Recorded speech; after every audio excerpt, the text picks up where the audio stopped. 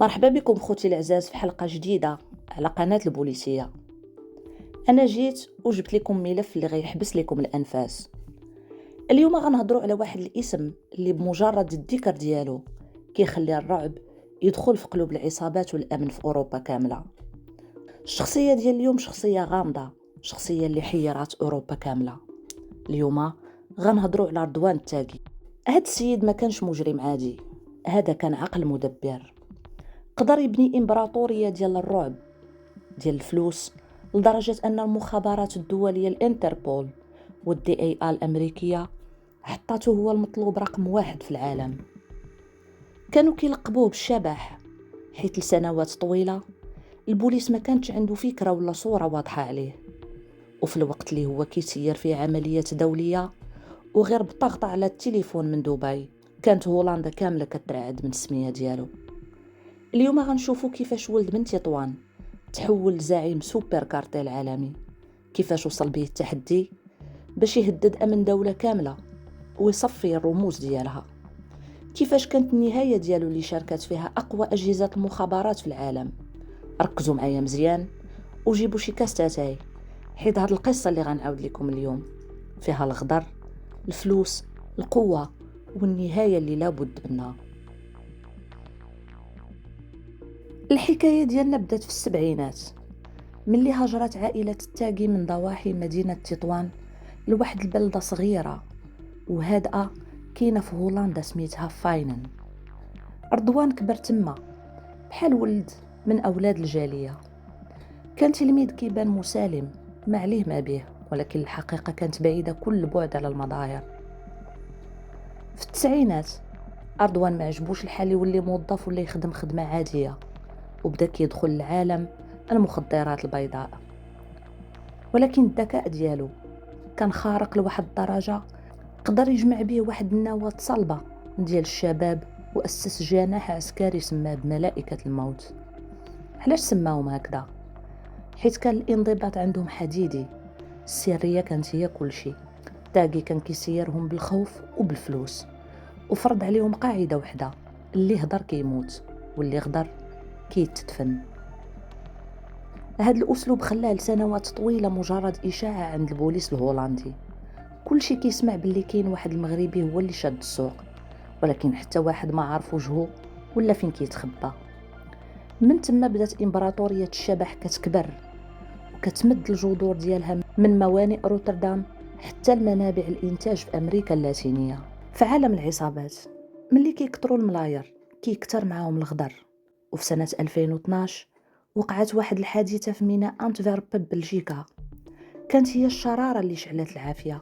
داك الوقت اختفت واحد الشحنة كبيرة ديال الغبرة البيضاء كانت تابعة لواحد العصابة. من تما بدات واحد الحرب اللي سموها الصحافة الموكروار. رضوان التاغي ما كانش كيعرف الصلح ولا التفاوض. بالنسبة ليه أي واحد شك فيه ولا وقف ليه في طريق الإمبراطورية ديالو الحكم ديالو كتكون هو التصفية.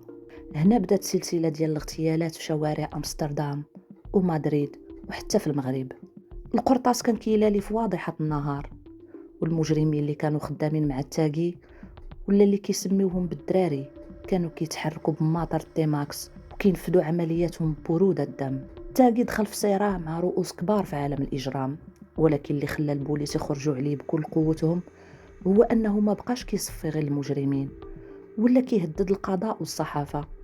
أي واحد كيهضر عليه في التلفزيون ولا كيكتب عليه في الجرائد كيوصلوا تهديد مباشر. وهاد السطوة اللي فرضها بالدم هي اللي خلاته يولي العدو رقم 1 في هولندا. بدا كيتخبى بحال الفار، كيتنقل من بلاد لبلاد حتى النهار اللي غيوقع فيه الغلط الكبير اللي ما كانش ضربه في الحساب. بزاف غيسولوا راسهم علاش التاغي جبد عليه النحل وقتل ناس معروفين في الدولة. واش ما كانش كيخاف؟ الجواب هو أن التاغي كان باغي يطبق قاعدة تخويف العدالة. القصة بدات من اللي واحد من رجال التاغي المقربين سميتو نبيل بي قرر يتوب ويولي شاهد ملك مع البوليس. تاغي باش يسكت كاع اللي كيفكروا يهضروا قتل الاخ ديال هاد الشاهد باش يوصل رساله باللي اللي غدرنا كنحرقوا ليه قلبه. وملي شاف باللي المحاكمه باقا مستمره داز للمرحله الثانيه. صفى المحامي ديريك ويرسون في سنة 2019. هاد المحامي كان كيدافع على داك الشاهد، قتلو قدام دارو وبدم بارد. الهدف كان هو يخلع أي محامي آخر يفكر يشد هاد القضية. وما وقفش هنا، زاد صفى الصحفي الشهير بيتر دو فريس في وسط الشوارع في أمستردام، حيث كان هو صوت الحق اللي كيفضحوا في الإعلام. هاد الجرائم خلات الرعب تدخل لقلب الحكومة الهولندية، لدرجة أن رئيس الوزراء والأميرة أماليا تفرضت عليهم حراسة مشددة بالجيش، والحقاش كانوا خايفين عليهم من الخطف. هنا فين غتدخل المخابرات الأمريكية DEA بكل الثقل ديالها. اكتشفوا باللي التاغي جزء من سوبر كارتيل. داك السوبر كارتيل كان دولي، أمريكان اعتبرت هاد التحالف خطر عالمي. بدات كتستعمل أجهزة تنصت متطورة باش تخترق التطبيقات المشفرة ديالهم. هاد التنسيق غادي يبدا يضيق الخناق على الشبح في دبي.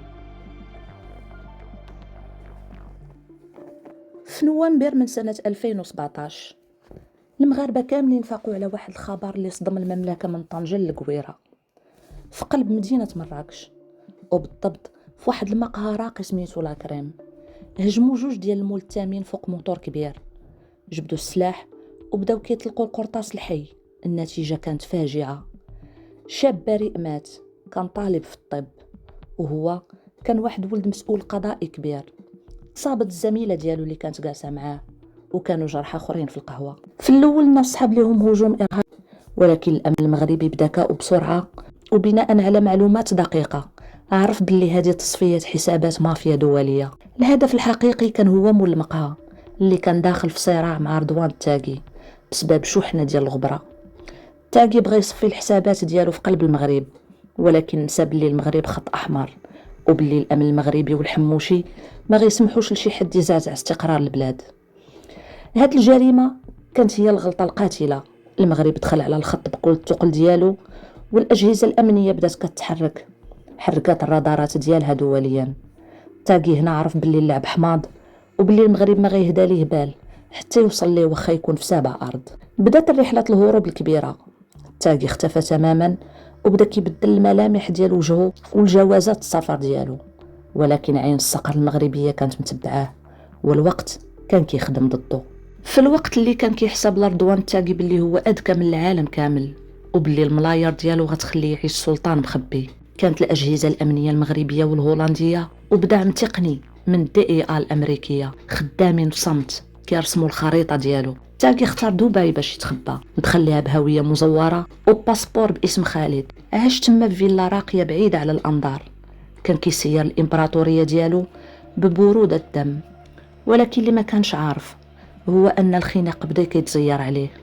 وفي دجنبر من سنة 2019 وفي عملية أمنية خاطفة واحترافية قامت بها شرطة دبي بالتنسيق مع المخابرات المغربية، اقتحموا المكان اللي كان كيتخبى فيه. الصورة اللي خرجت ليه هو مشدود كانت هي الصدمة.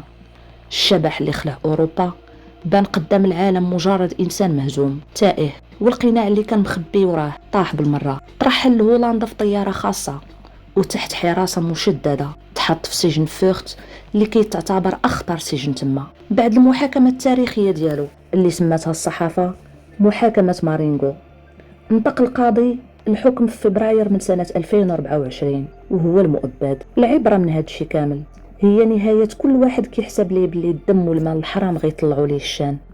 التاغي اللي كان كيهدد رؤساء حكومات وأميرات دابا كيقضي اللي بقى ليه من حياته بين 4 الحيوط. بقات غير العبرة باللي مهما طال ليل الظلم الشمس ديال العدالة لابد تشرق. تبارك الله عليكم، ونتلاقاو في ملف جديد. ما تنسونيش بالبارطاج، شاركوا الحلقة مع أصحابكم، ونتلاقاو في ملف آخر جديد. إلى اللقاء.